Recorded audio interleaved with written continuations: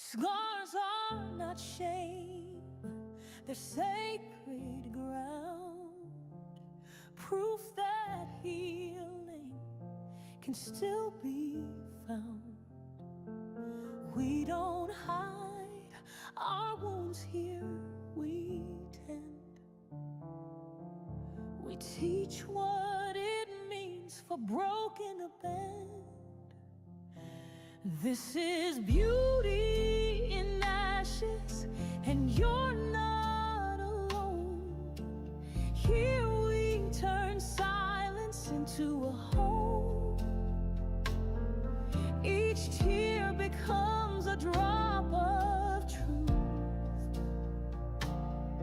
Each truth becomes a sacred root. We teach the soul to breathe again, to walk, to speak, to rise, to mend. You are not your trauma, you are not your past. Let it rot. You are love, you are light, you are soul reborn. You're the calm in the eye of your own storm. On beauty and ashes, we say your name. We hold your pain. We light the path until you can walk it on your own. And even then, you're never truly alone. Beauty in ashes, freedom and truth, healing for elders, healing for youth.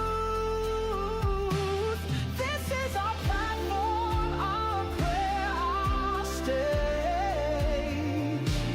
This is our reckoning, our sacred rights. This is the song of hearts restored. This is the space we all move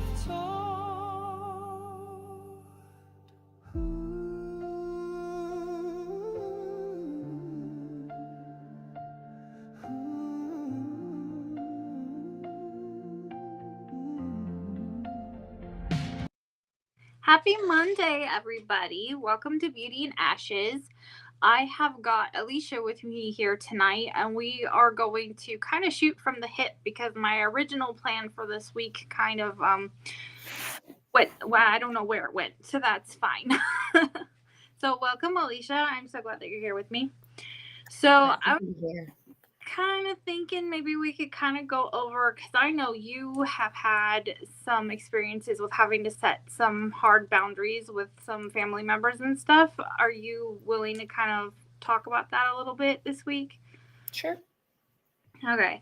So one of the things that I like to bring up when I'm talking about healing, especially healing from trauma and hard situations, is your circles of trust and boundaries, and how to set boundaries with people in order to keep your mental health and your just spirit safe, so to speak. Hi, Debbie. Hi, John. Welcome. And so this is something that Alicia and I have had conversations about, and she's had some experiences just recently about having to set some hard boundaries with some family. I don't remember. Was it your sister? Sister, yeah. Hi, Yeah. Debbie. Hi, Classic. So what was it that brought you to the point where you realized that you really needed to set some hard boundaries there?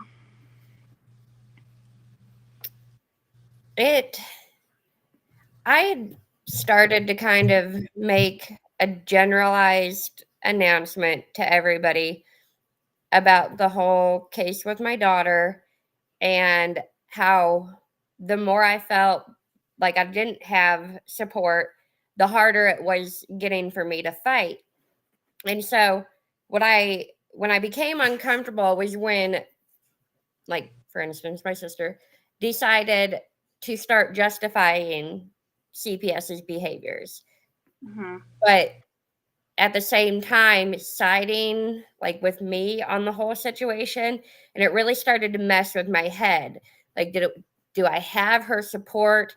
Is this somebody that if I'm not around and my children are with her, are are they going to be safe if she can side with CPS and their wrongdoings and know that they did this? How am I supposed to feel comfortable leaving my children in her care should I have to do that? Mm-hmm. And I just mentally, it was messing with me. Like, I wanted to be able to trust her, but there were those little cues that weren't little to me. Like, they really messed with my head. And it's one thing to talk about support, it's another thing to show that, hey, you can trust me, nothing's going to happen. Like, Mm-hmm. and I just had to, for my peace of mind, put a little bit of distance there. Right. So was your sister kind of like a close person? Like, did you spend a lot of time with her and everything? Oh, I Or mean, we 95% of the day we were talking. okay, so like I she's think. like one of your first circle people. Oh yeah. Oh Uh, yeah. So that was a decision you had to make based off of what you were seeing in the patterns of how her behavior was towards you, and having to make the decision to maybe remove her a circle or two and put a little more distance in between. Oh yeah. Yeah. So, and that's why I teach circles, especially with kids, because children are young, they are vulnerable, they don't have the ability to make the same type of personal calls about people that adults are able to because they don't know everything yet. And so this is why I teach my kids the circles of trust. So your first circle are the people that's closest to you, usually in your own household, although there can be exceptions to that, especially if you have somebody staying for an undetermined amount of time or something. Typically parents or siblings can be in your first circle, sometimes grandparents or aunts or uncles. But it is so important to build your first circle off of very specific types of personality and character qualities. And in a world where a lot of people just kind of overlook character development, that can be a very hard call to make sometimes. So I know, like in our family, I've always taught the kids look for people who have honor, who have integrity, who are respectful, people who are going to do what they say, mean what they say, are honest, not sneaky or lying, people who don't ask you to keep secrets, people who are protective of you and the family. And so they know, like, first circle people are those that we keep closest. And we do tend to keep that circle very small because the larger it gets, the more complicated it can be. And then your second circle is just removed partially out from there. And those are people that you spend a lot of time with, but maybe don't live in your household, but are kind of close in your life and may hang out and stuff. But you can always remove people temporarily or permanently, depending on their ability to respect your boundaries and to have good character. So I've had to experience that, and then I'm teaching my kids through all of these things that we're going through with CPS. And my son said to me today, he says, "Mom," he asked me if a specific person, which circle that person was in. So I told him, well, they are technically kind of your first or second circle because it's somebody that's in their life that very much cares about them. I have never seen any reason to have alarm or a worry about them leading my kids astray or hurting them. And so, but then my son says, and I don't know about first circle, Mom. I just don't trust anybody anymore. So that's fun thing that CPS has done to my children. I mean, I'm right there with them. I know, I know, and I can't even. fault him for that because I feel the same way. It's like, how do you even trust people anymore after going through things like this? And that is very hard. And so that's something, especially if you're trying to heal after or while going through a CPS case, um, you really need to sit back and look at the people who are around you and how they act, and is their are their actions matching their words, and vice versa, and are they really people that you want to have around you, because it's very hard to trust people after going through something like this. So um yes, classic mommy, they can. Many people that were once trustworthy can say or do things that trigger PTSD after CPS has traumatized your world. Now, just a word on triggers. You need to be able to know and identify your own triggers. And when they happen, you need to know that that's what's happening. This is not something that you can necessarily blame another person for, because another person can't see inside your head.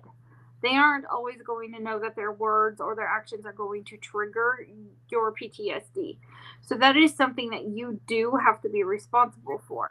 But in being responsible for that, you need to be able to communicate clearly, hey, what you just said, these words are very triggering to me, and I'd appreciate it if you wouldn't. And then that puts the responsibility on the other person to not repeat the offense. So that's something, especially with PTSD triggers and stuff, you kind of have to work with the people around you a little bit and give them at least a little bit of leeway, because nobody can read your mind.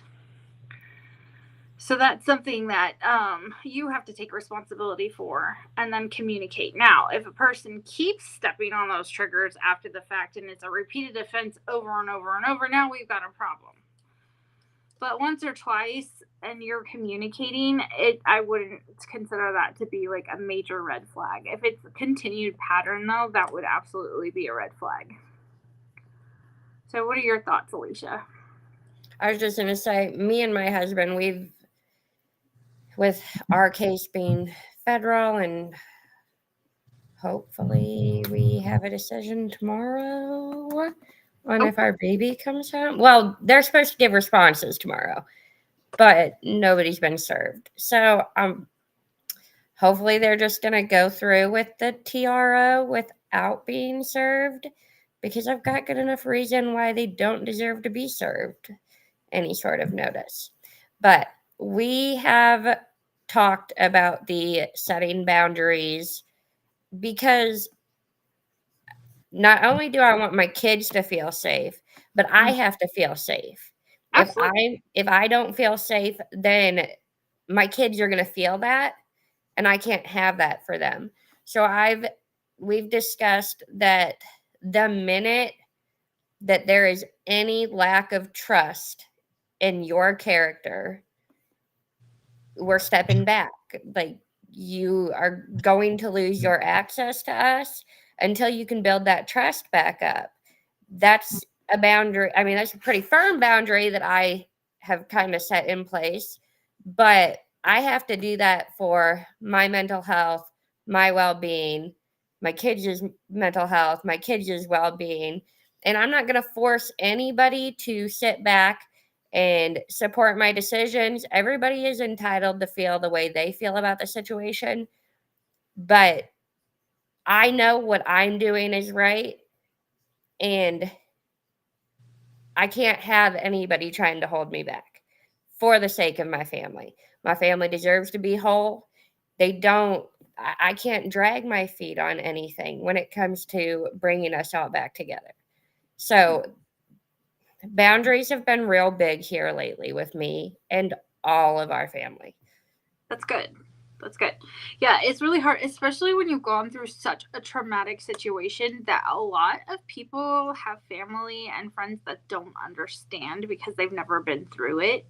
And people can be awfully abrasive and very unthoughtful in how they approach it. And so having that ability to say, okay, I've got a problem here. We need to step back and then we need to have some conversations, and you're going to have to rebuild trust because I'm not sure I can handle this, especially for your kids, especially if you're bringing your little one home. She's going to need to be able to feel safe and protected in your custody again. And Mhm. that's going to take some time for just even you and your husband to be able to build trust with her specifically.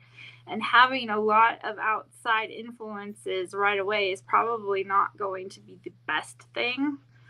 Um, I would imagine. I mean, there can be positive influences, absolutely. And I'm not saying you should shut yourself up away from the world or anything, but having those boundaries set in order for you guys to build that trust with her and to kind of mend your family back together, that's going to be so important. I think you're on the right track there, so that's good. Well, thank you. You're welcome. So I've had instances. I actually it kind of broke my heart, but I actually had to put hard boundaries between us and my in-laws after my husband had passed away, because it felt like every time we had a conversation, like they couldn't just have a conversation. It always felt like their pain was worse than my pain, and I felt like I was being blamed for a lot of things that were wrong in our marriage. And I don't think that they would go so far as to say that they blamed me for his death, but I know that there was a lot of hurt surrounding that, which is completely fair. And I understand their trauma was different than my trauma. It was still trauma, but it's like we couldn't have a conversation. And then they kind of started asking for all of the things back that had been gifted to us, that kind of made me and the kids feel like we were part of the family. And it kind of sort of like made me feel like they were stripping me of my status in a way, because I chose to move out of the state because I couldn't make it where we were at. And so I had to draw a hard boundary there, for the sake of my mental health and for the sake of trying to get my children and I through this really horrific trauma that we had experienced. And that was really, really hard. So I've had to do that myself. And then more recently, with all this CPS stuff, man, I tell you what, it's like drawing boundaries all over the place.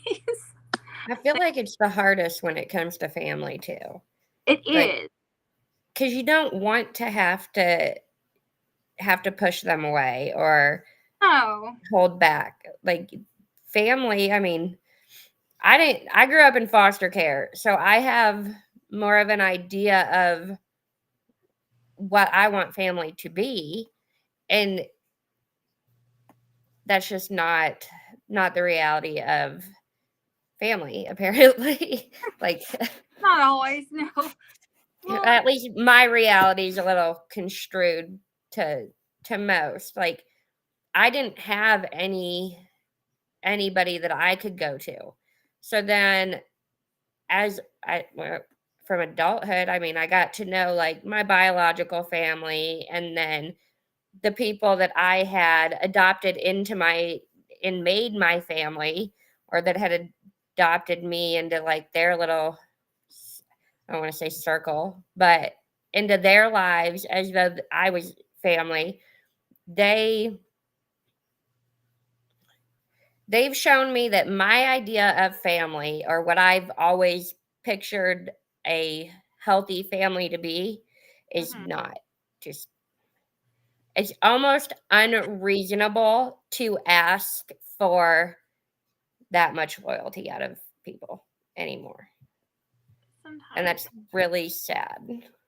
Yeah, family can be so tricky. I think we would all wish that our family could be like the poster card Hallmark family. Everybody's happy. Okay, we have our rough patches, but then everybody makes up and everybody's happy and we have Christmas together and yay. But that's just not typical reality, I guess. And it's really hard too because we're all kind of, in a sense, well, some of us anyway, I guess you're experience would probably be different, but that idea of blood is thicker than water, and you kind of have to stick with your family and you stick by your family, whatever. Now, I love my family and I'm there for them when they need me, but sometimes there has to be boundaries just because we live our lives very differently. Our situations are all different. The way we perceive the world is very different.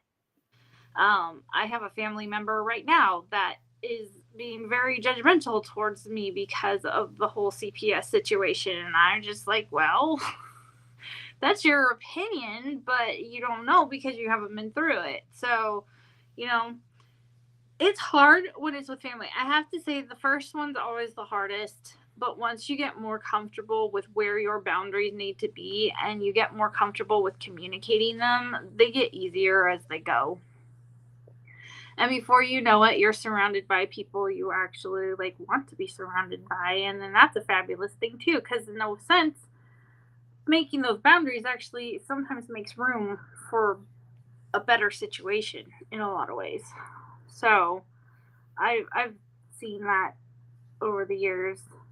I tell Gunnar all the time, I feel like we're collecting limited editions in people.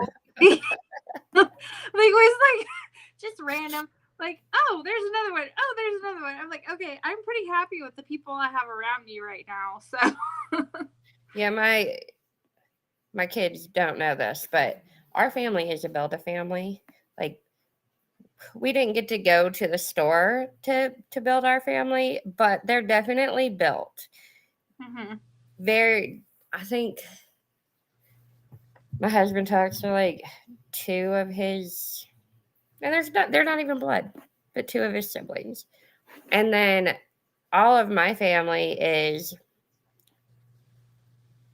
build a family step, technically, or just no blood relation at all. Like, a bit, I almost prefer it that way. Like, because I am not, I don't have to force these relationships with people. It does make it a little easier to like step back, because the minute you hear, oh, well, that, we'll say mom, for instance, that's the only mom you're ever going to get.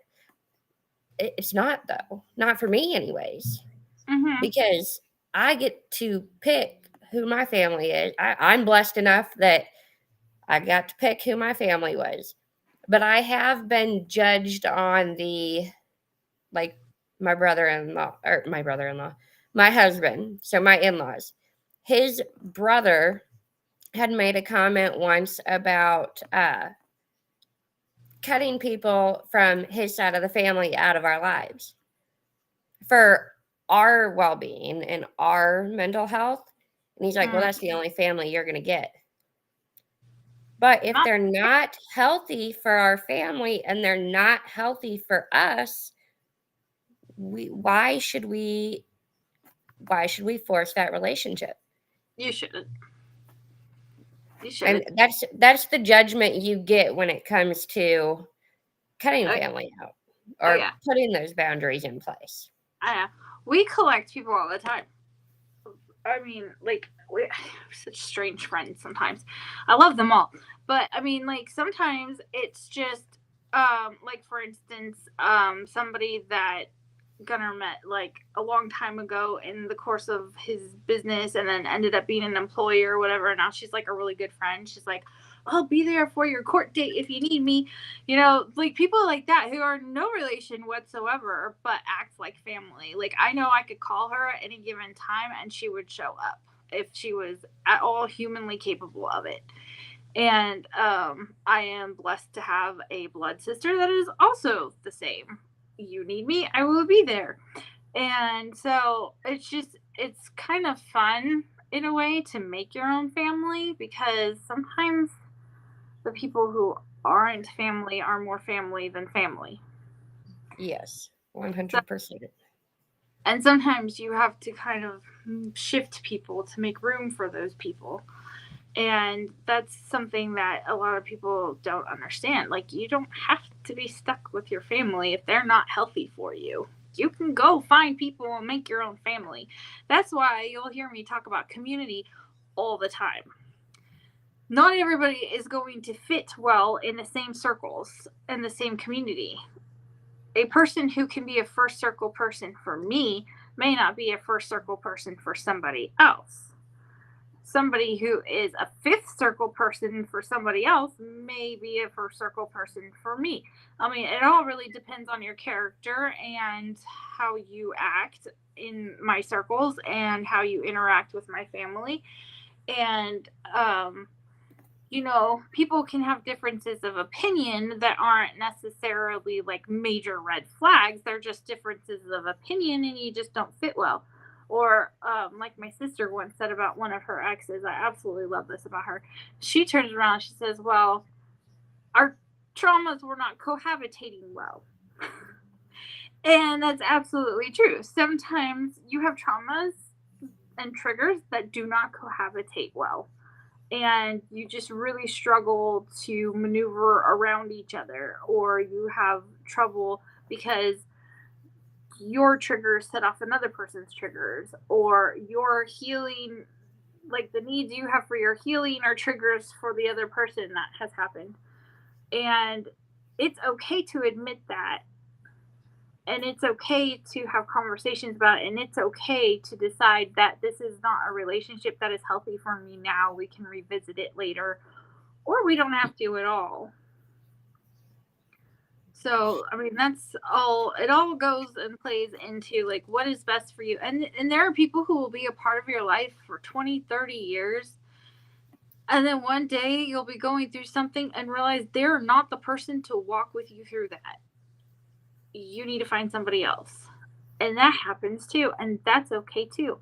Because that doesn't necessarily mean that that person is a negative person in your life. And it doesn't necessarily mean that they aren't good for you. They just may not be good for you right then. They may not be the person who can walk beside you through that particular situation. And that is okay. Well, I've had like my one daughter, my 2-year-old, she's named after somebody that sadly she'll probably never know. Not because the person has passed away or anything like that, but because that person just, she became somebody that we did not know anymore. Why everything changed, I have no clue. Hopefully, one day she'll get back to the person that she once was, that we knew, that we had brought into our family and become close to. But she had made choices that put our children at risk. And I mean, that was a hard, for it not being like family, that was a hard boundary to set, because like, what if my daughter asks why she's got 5 different names? Because she's got a Right. lot of names. I Because she's love that. named after a lot of people that at her time of birth, they were big people in our lives, and they had done so much and been so supportive that we didn't want to just like leave anybody out. So she's got like 5 names. That's cute though. I love that. But how do you explain if she's like, Mom, why did you give me such an awfully long name? And I'm like, well, because I named you after this person, this person, this person, and this person. And she's like, oh, well, who's that? It was somebody at one point in time that I didn't think I'd ever be able to live my life without. But and that was probably the first time I ever honestly even really set a boundary with anybody.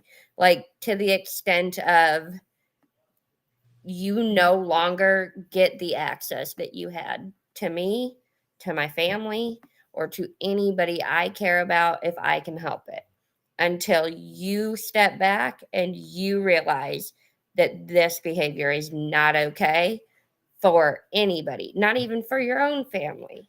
Would this behavior be okay? And that was a lot easier of a boundary, and that was a complete cutoff. Like, have not Sorry, the baby's screaming. It happens. It's fine. Have not had any contact for about 2 years now because my daughter's 2.5 technically. And that was just, I never thought, because we had been friends for over a decade. I mean, one of my closest friends that was still alive. I didn't think I'd ever be able to make it through that. And it was easier to cut that off than it was my sister, who I've. What? It's oh, she's upset. No, that's the boy. Oh, he's upset. Yeah, that's the boy. The little one just ran out here, though, to let Dad know that he's crying. Aww. Oh, yeah. He's just got a really high-pitched shrill. Oh. But, like, my sister, I only just met her 4.5, 5 years ago. Oh, wow. Yeah. So, like, that was... She's your bio sister, right? No, so she is technically my stepsister. Oh, okay. But not technically my stepsister. So her dad is who I consider my dad. Okay. He was engaged to my biological mom. Ah, gotcha. Yeah. So they got engaged like right at the beginning of all my CPS stuff with my oldest daughter. So they were there for everything. They were there for it all. And so I think maybe that's why setting this boundary with her was hurt so much and was so hard, because you were literally right there with me, went through it all with me.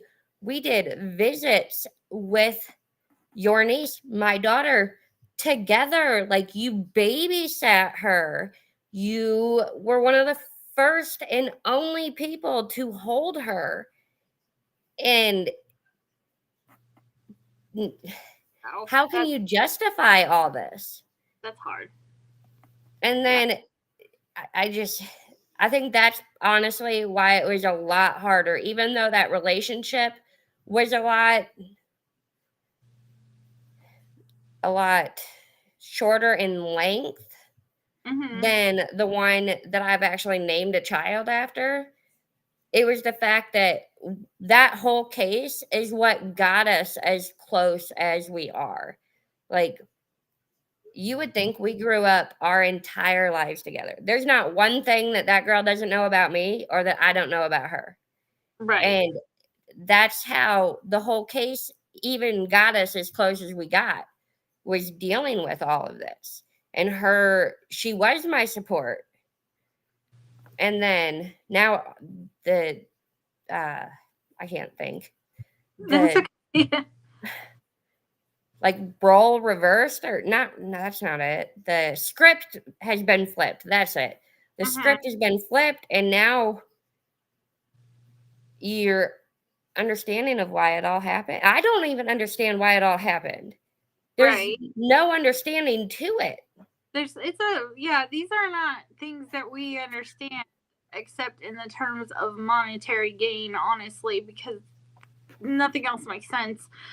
But yeah, that's really hard, especially when they walk through it with you and they see what's going on, and then to turn around and be like, oh, but that's not. Yeah, I can but see they were just doing their job. But we've already determined they weren't doing their job. Like, wait, not right. I've this so many times over. Like, but they didn't have to do any of it. I mean, how about y'all out there in the audience? How many times have you heard that one? They were just doing their job. I roll my eyes every time, because in one sense it's absolutely true, but we all know that their job is problematic. And so for somebody to come in and say, well, they were just doing their job, is like an extreme dismissal of your experience, in my opinion, because that just takes away all of the pain, the suffering, the violations. Like, it just, and maybe it's just the people have to wrap it up in a neat little bow so that they can comprehend it. I don't know, but I've heard that so many times. Well, they were just doing their job. Okay, so that's great, but can we talk about how all of these violations happen? How my family's been completely destroyed, how I'm missing a child, a husband, a sister, whatever it is that you all are missing out there. Like, can we talk about the pain of going through this and being separated from somebody who is vital to me? Like, it's having a part of your flesh ripped out, in a sense. Like, you've got a piece of you missing. And to have somebody come in and just dismiss it all with, they were just doing their job. Like, I don't know. I just, personally, I feel like that's one of the most painful things somebody can say to me. Like, I don't ever want her to be in that situation. Oh, Like, no. for anybody to just look at her and be like, well, they were just doing their job. No. Correct. Yes, they were doing their job. However, their job is not good. They did their job is to cause trauma and pain, and their job is not what you think their job is. And No. that is our issue. It's manipulation, it's coercive control, it's mind numbingly just some of the things they throw at us just don't even make sense. They really don't. And so, what plants? I'm sorry. That's terrible. Your poor kids. Oh my goodness. Can you imagine? That's rough. Where did your kids go after that? Oh my. Hopefully not into the system. I hope not. I don't know. Could you imagine that one? No. The person raising you passing away while you're in their care, and then you just go to some complete strangers? Yeah. I mean, I've got kids who lost their dad, so they've got trauma on top of trauma. So I can understand that, but oh my goodness. Blood plants, this sounds horrible. I'm so sorry. Yeah, I don't, and I think that's one of the hardest things, is because I had a therapist tell me that, well, he was just doing his job. But his job tore my family apart with no evidence to support his claim. Like, that's terrible. Your mom survived? Oh, well, I'm glad your mom survived. That's, oh my goodness. Your poor kid. But okay, so your therapist though. So yeah. So say you're struggling with suicidal thoughts, right? Mm-hmm. And your therapist wants you to work through your trauma. And mentally, it causes more pain that you're not ready to deal with. And then you go and unalive yourself. Well, I didn't. The therapist was just doing their job. Right. Nobody would say that to the therapist, though. Nobody would say that to your therapist. If your therapist is like, oh, well, maybe I shouldn't have pushed for them to work through that issue. I don't know. It was very interesting because my kids were in therapy. I was in therapy because we were trying to work through the traumas we already had. And then and this was even harder for me because our first original caseworker and my therapist were both male of the same demographic. And I don't typically judge people by their appearance or whatever, but it was just too weird. And then to have the one just completely bullying me, threatening me, coercing me, like forcing me to do all these things, and then trying to talk to this therapist about what I was experiencing and how I was feeling about it, and to have him turn around and say, "Well, he was just doing his job." It was just less than helpful. I was very upset, and I stopped going to therapy because of it. Because how are you supposed to talk to somebody, anybody? Like, how are you supposed to have trust after that? Like, I couldn't trust him. How are you So supposed to feel like you're being heard? I didn't. So that's why I stopped going. I mean, so yeah, why would you continue if you're not even being heard? Exactly. So I had to throw a hard line on my therapist, and I cut him out because the relationship wasn't working. See, throughout my case, I had an issue with therapists, and I would go because they always want you to go through their providers and do this and do that. And I'm sorry, but I want an unbiased opinion. Like, me and my husband have even had conflicts with the unbiased opinion. I can hear something from him, and maybe it's just me, but it doesn't mean the same as if I hear it from an outside source. Like, because it's my husband, and I feel like, of course, he's going to side with me. He's my husband. Uh, or at least he's going to back me because he's my husband. I mean, unless he sees something extremely wrong with where you're standing, then I mean, I hope he would speak up, but in a respectful way. Yeah, but for the most part, like, he's got my back. If I feel a certain way, then he's like, "Yeah, I get it. You have every Absolutely. right to feel that way." Yeah. But so when that's how I kind of see CPS providers. It's their people to have their back. How am I ever supposed to feel comfortable being open and being honest with these people that I know are reporting back to you? Like, you want me to work on my issues? I have to be able to be comfortable doing that. Right. And I can't trust that your therapist is not going to turn around and twist everything I just told them to meet your agenda for court. Oh, it's so true. Yeah. I don't, yeah.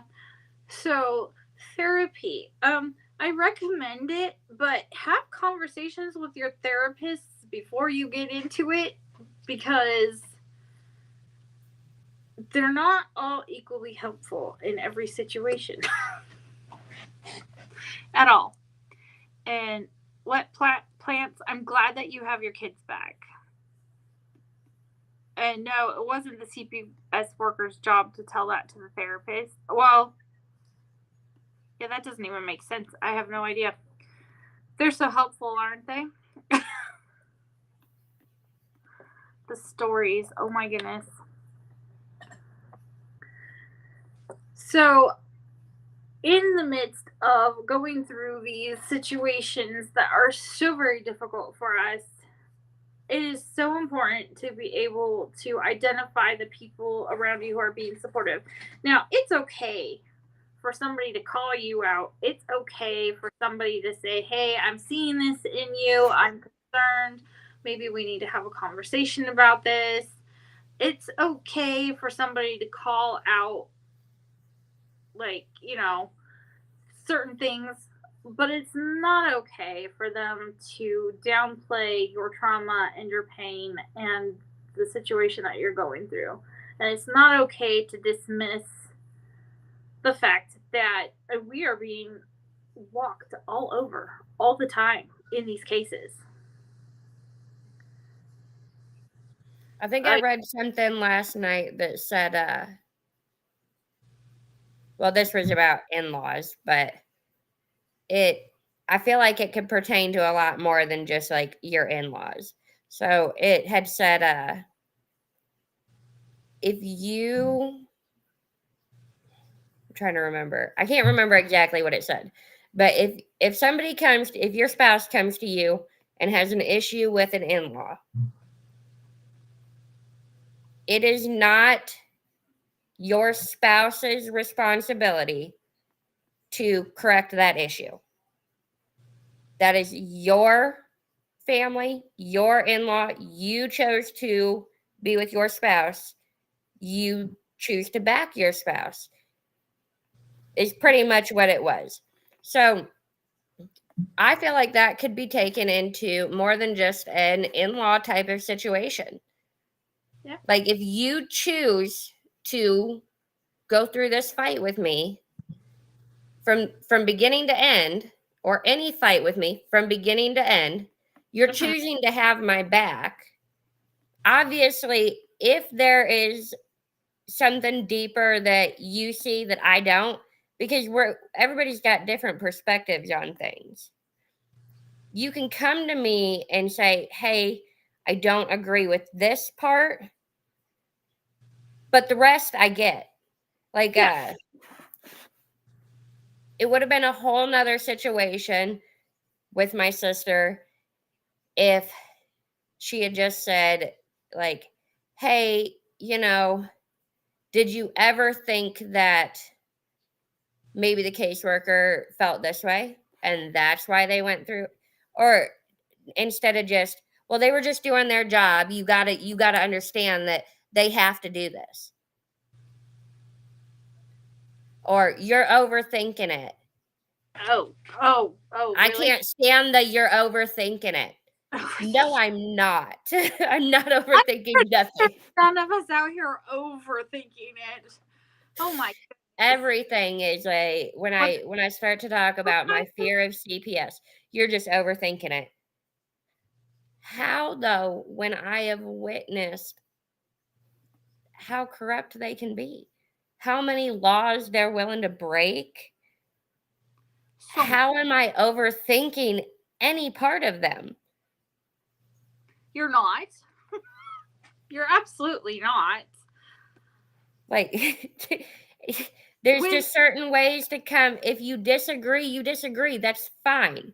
I don't expect anybody to fully agree with everything I say, no, but there's a way to come about your disagreement.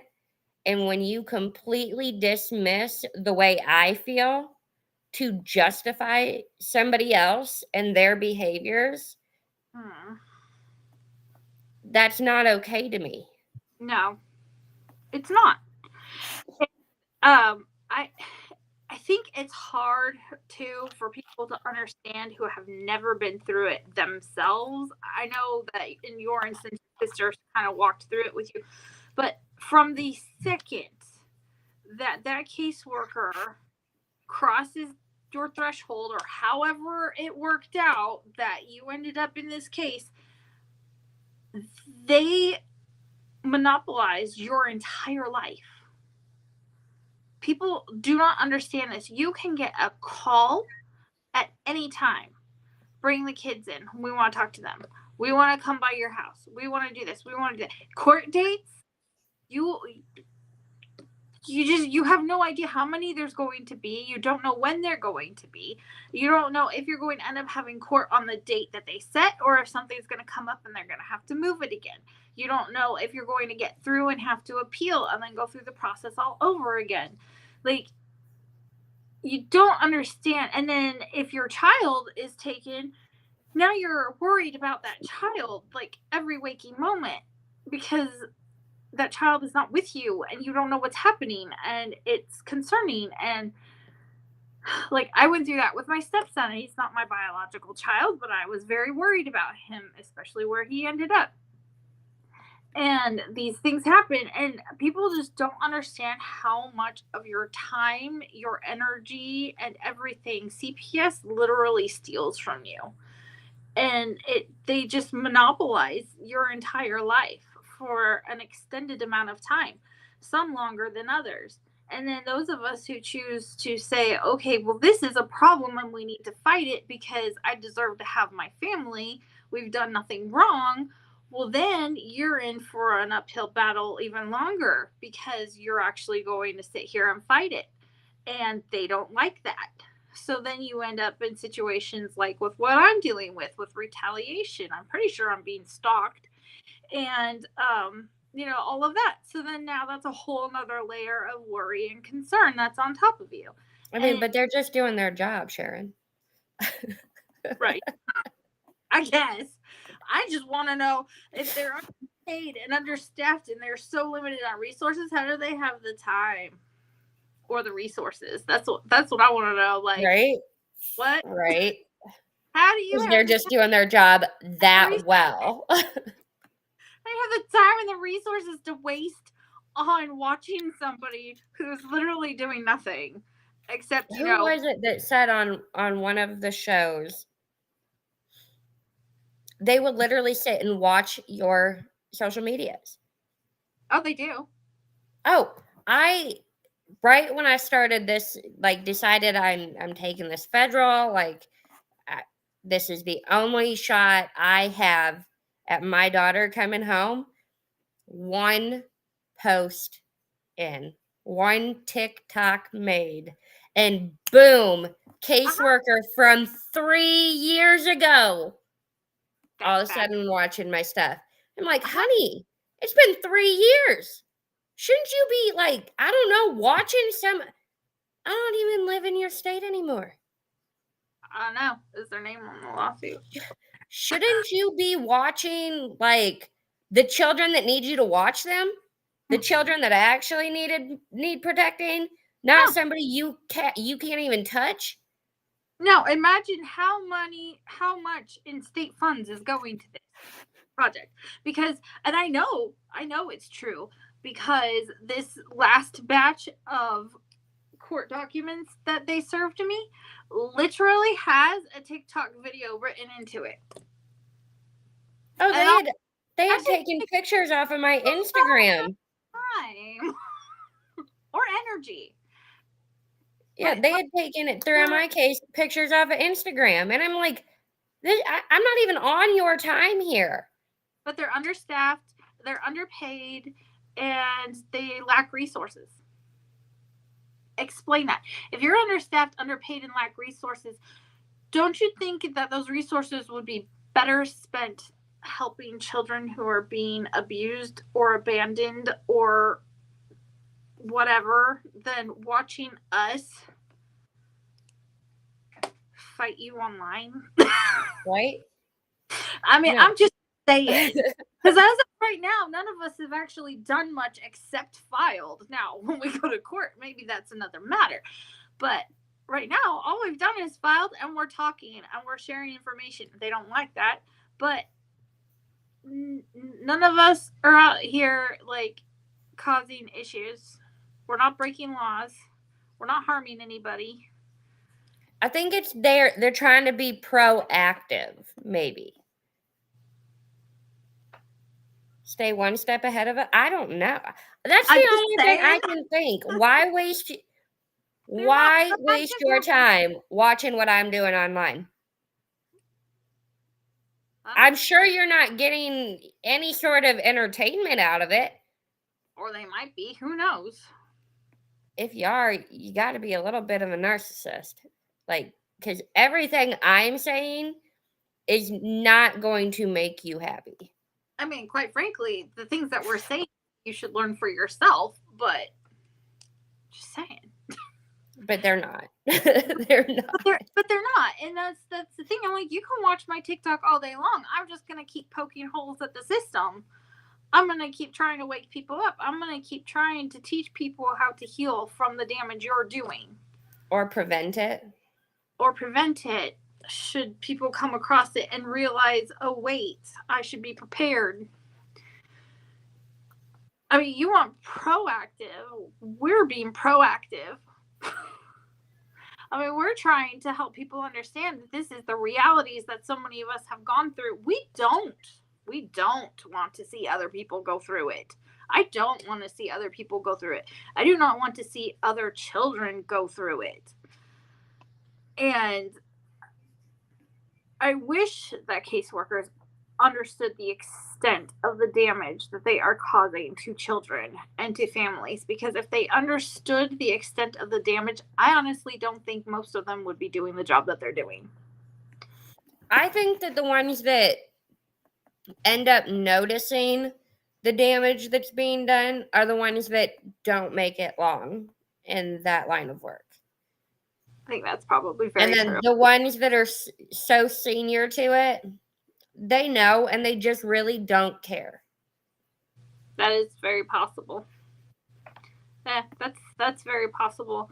I mean, I don't understand what it takes to be that person who can walk into somebody's home and make up a bunch of crap and take away their children. Like that's pretty messed up.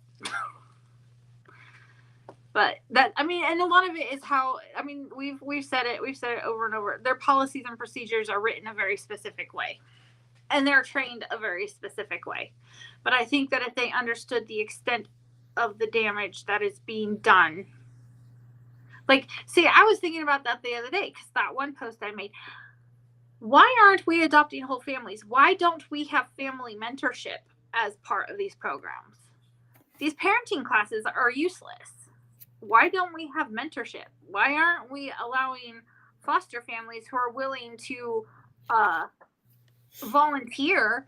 Why aren't we assigning foster families a whole nother family to support and take care of? Now, I know that not every situation is the same, and I know that some things are not possible for every situation. Like, I'm not unrealistic. There are terrible parents out there. But why is separation the first solution we go to? That makes no sense to me. I think it's because you can mold a child. You can mold a child. And you can't teach an old dog new tricks. That could very well be. So if they only take the child, they can alter that child to fit what they want that child to believe, to think, how they want that child to act. I mean, they can mold that child. That's why the older a child gets, they don't want that kid no more. Yeah, that's very true. Babies, toddlers, under, I'd say about the age of 5, I think is it's what like most foster families want. 5 and below, because they're not fully developed yet to the point that their personality is still developing and everything else.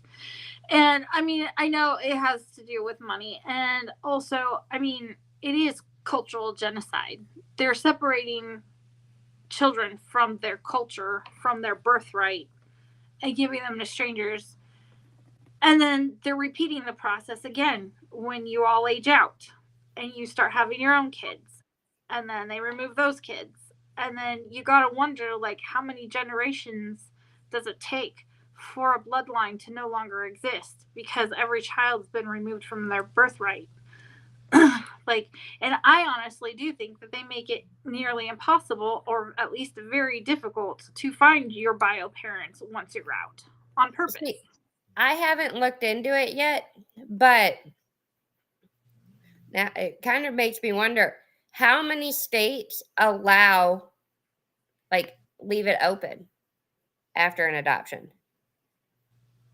Like an open adoption? Well, when they adopt a child out for a TPR, automatically it's a closed adoption. Yeah. In so through most foster states, I believe foster care only, I could be wrong, I think they only do closed adoption. Open adoptions are done through like agencies or through private contract. So, okay. I just didn't know. I know a girl who she still gets to see her kids, and they were adopted, but I don't know if that was a closed adoption and she just has really awesome foster to adopt parents that took her kids. or what that situation kind of looked like.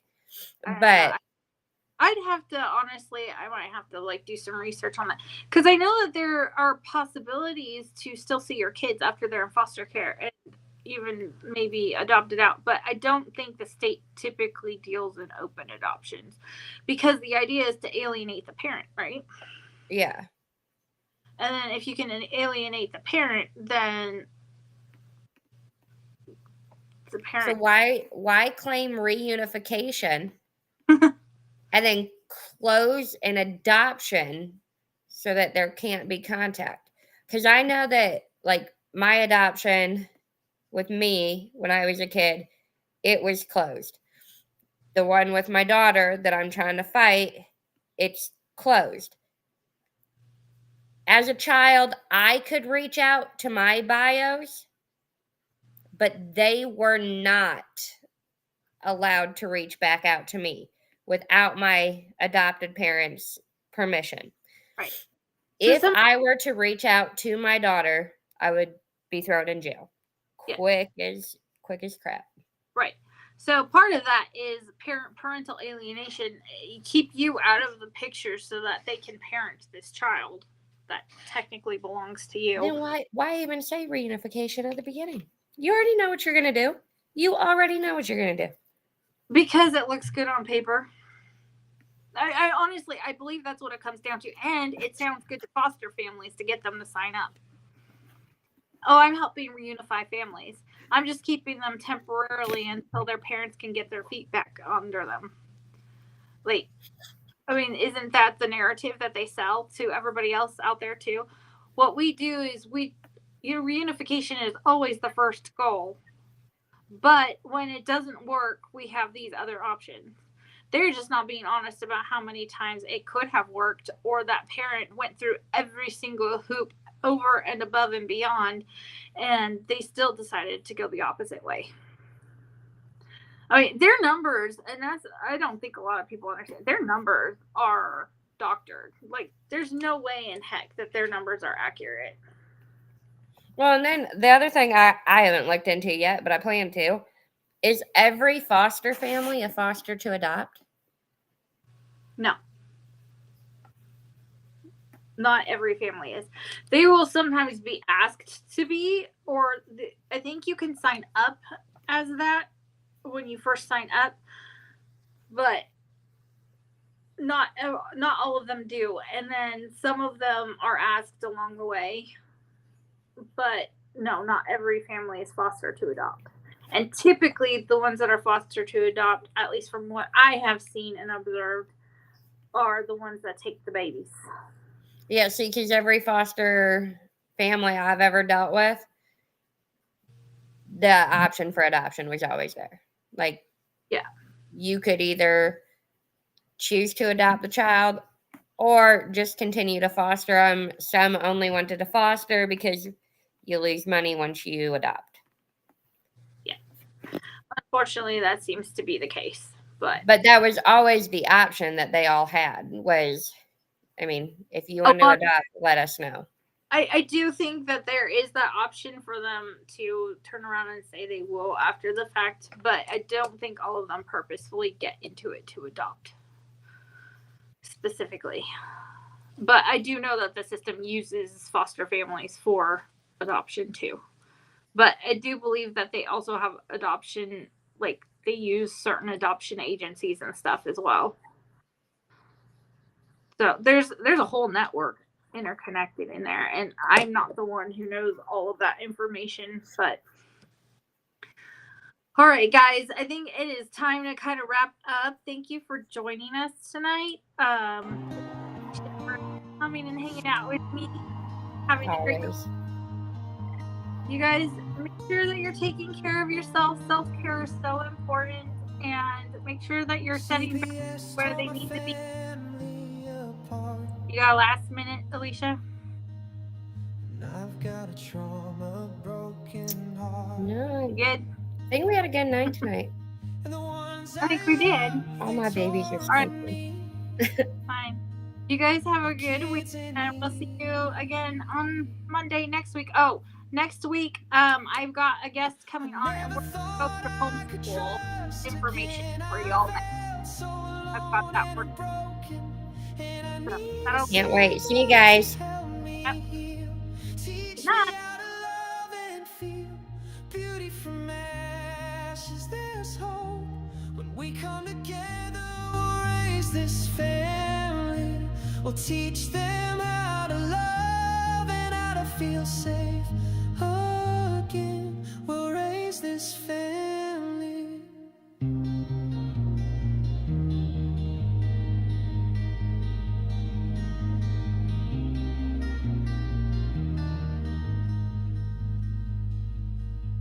CPS tore my family apart, and I've got a trauma broken heart. And the ones I love, they tore them from me, my kids and me.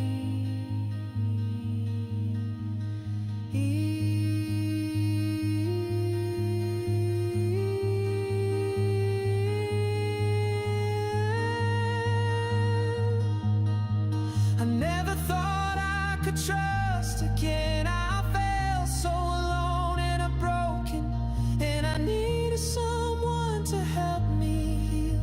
Teach me how to love and feel. Beauty from ashes, there's hope. When we come together, we'll raise this family. We'll teach them